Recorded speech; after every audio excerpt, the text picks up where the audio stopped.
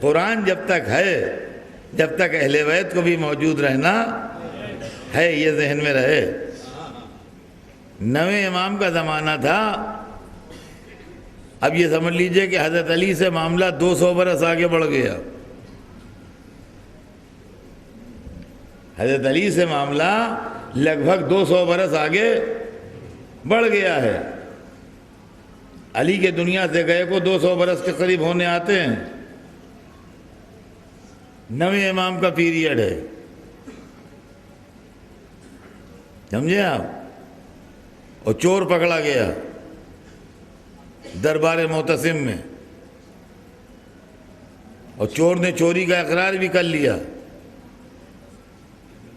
اور بیٹھا ہوا ہے چور سزا کے انتظار میں، اور علماء بیٹھے ہیں، اور قرآن کھلا ہوا ہے، اور قرآن میں کلیئر آیت موجود ہے کہ چور کے ہاتھ کاٹ دو۔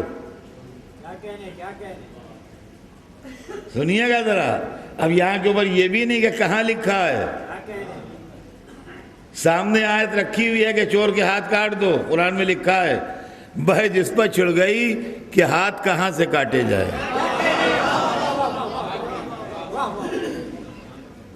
علماء کے گروپ بن گئے، کچھ نے کہا گٹے کے پاس سے کاٹا جائے یہ ہاتھ ہے، کچھ نے کہا کوہنی کے ہاتھ پاس سے کاٹا جائے یہ ہاتھ ہے، کسی نے کہا شانے کے پاس سے کاٹا جائے، سب کو ہاتھ کہتے ہیں۔ 3 دن گزر گئے،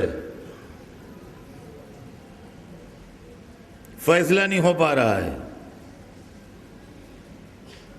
قرآن کھولا رکھا ہے، چور بیٹھا ہوا ہے ہاتھ کٹوانے کے لیے، جلاد موجود ہے، بادشاہ کا حکم موجود ہے، علماء فیصلہ نہیں کر پا رہے ہیں۔ سوچئے، تاریخ میں پڑھیے، دیکھیے کیا لکھا ہوا ہے۔ جب 3 دن ہو گئے بحثوں میں اور فیصلہ نہ ہو پایا تو بادشاہ نے آخر میں کہا کہ انہی کو بلاؤ، ہاں انہی کو بلاؤ،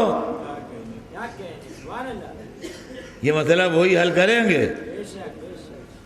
دیکھیے ہر ایک اپنے بزرگوں کا تابع ہے، یہ بھی اپنے بزرگوں کے تابع، وہ بھی اپنے بزرگوں کے تابع۔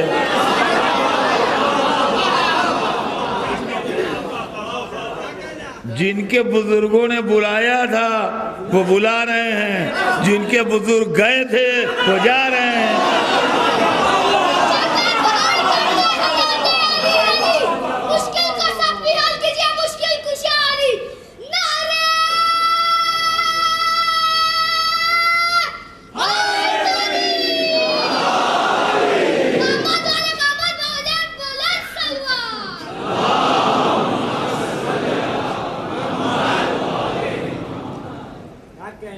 کہ بزرگ جا رہے ہیں، ان کے بزرگ بلا رہے ہیں۔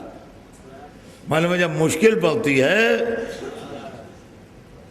تو کچھ لوگ بلائے جاتے ہیں اور کچھ بلاتے ہیں۔ تو ایک بزرگ تھے بلائے، جن کو بلایا گیا،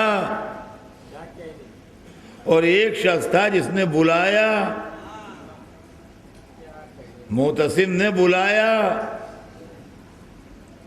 امام نہوم کو بلایا گیا، لیکن جو علماء بحث کر رہے تھے انہوں نے کہا وہ کون سی نئی بات کہہ لیں گے آ کے، ان کو کیوں بلا رہے ہیں؟ معلوم ہے کہ ایک ہے بلانے والا، ایک ہے آنے والا، اور ایک ہے مخالفت کرنے والے۔ اب جو یہی 3 آج بھی ہیں، جب ہم مشکل کشا کہہ کے بلاتے ہیں تو ہم بلانے والے، وہ آنے والے، بیچ کے علماء بدعت کہنے والے۔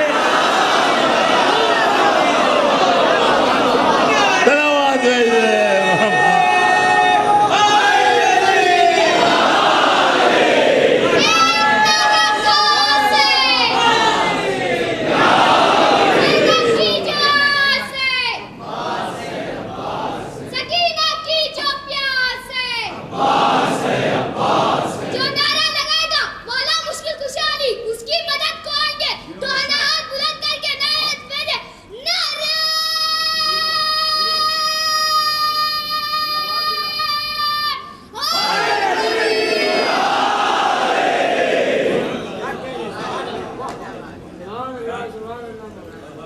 تو مخالفت کرتے رہے مگر اس نے آدمی بھیج دیا.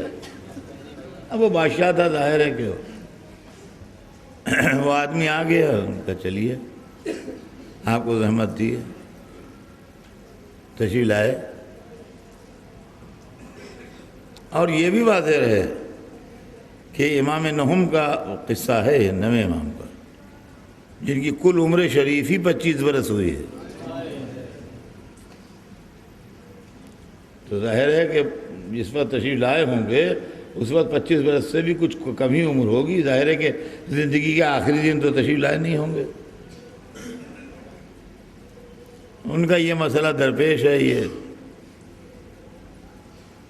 اب جو علماء تھے وہ سپورٹ میں اپنے امام کو لینا چاہتے تھے. ان کا دیکھیے حضور یہ نہیں مان رہے، ہم کہتے ہیں گٹھے کے پاس سے کاٹ دو. دوسرے کہنے لگے حضور دیکھیے یہ نہیں مان رہے، ہم کہتے ہیں کوہنی کے پاس سے کاٹ دو. تیسرے نے کہا دیکھیے یہ ان کی سمجھ میں نہیں آ رہا ہے، شانے کے پاس سے کٹوانا چاہیے. تو آپ نے بڑے صبر و تحمل اور بڑے اپنے بزرگوں کی شان سے جواب دیا کہ آپ سب حضرات کو غلط فہمی ہو رہی ہے. اب جب سب کو غلط فہمی ہو رہی ہے تو سبھی مخالف ہو گئے. اب کسی ایک کو سپورٹ کرتے نا تو وہ ساتھ ہو جاتا. جب سب کو اپوز کر دیا کہ سب غلط تو سب مخالف ہو گئے. کہ جی پھر آپ کیا کہتے ہیں؟ فرمایا خالی انگلیاں کٹیں گی. خالی انگلیاں کٹیں گی اور کچھ بھی نہیں. ارے صاحب وہ تو اچھلنے لگے. کیسے کہہ دیا آپ نے؟ کیسے کہہ دیا انگلیاں کٹیں گی؟ کیسے کہہ دیا انگلیاں کٹیں گی؟ کیسے کہہ دیا انگلیاں کٹیں گی؟ کہ قرآن سے کہا ہے اور کس سے کہا؟ دیکھا آپ نے؟ رسول اللہ قرآن چھوڑ کے گئے ہیں نا. کیا قرآن سے کہا ہے اور کیسے کہا ہے؟ قرآن سے کہا ہے. وہ قرآن میں انگلیاں ڈھونڈ رہے ہیں. وہ شیشیاں ڈھونڈ رہے تھے، یہ انگلیاں ڈھونڈ رہے ہیں. وہ قرآن میں انگلیاں ڈھونڈ رہے ہیں. وہ شیشیاں ڈھونڈ رہے تھے، یہ انگلیاں ڈھونڈ رہے ہیں.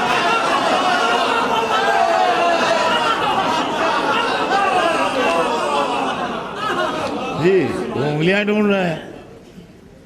وہاں انگلیاں ملی نہیں. ان کے کیسے کہہ دیا آپ نے انگلیاں کٹیں گی؟ کہا کہ تم نے آیت پڑھی ہے کہ بعض قرآن کی تفسیر کرتا ہے.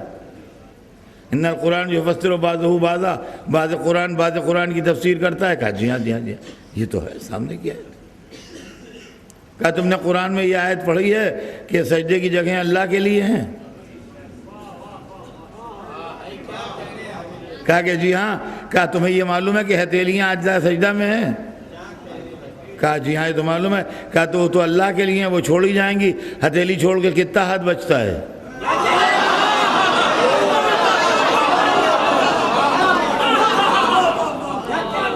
ہتھیلی چھوڑ کے کتنا ہاتھ بچتا ہے بتاؤ؟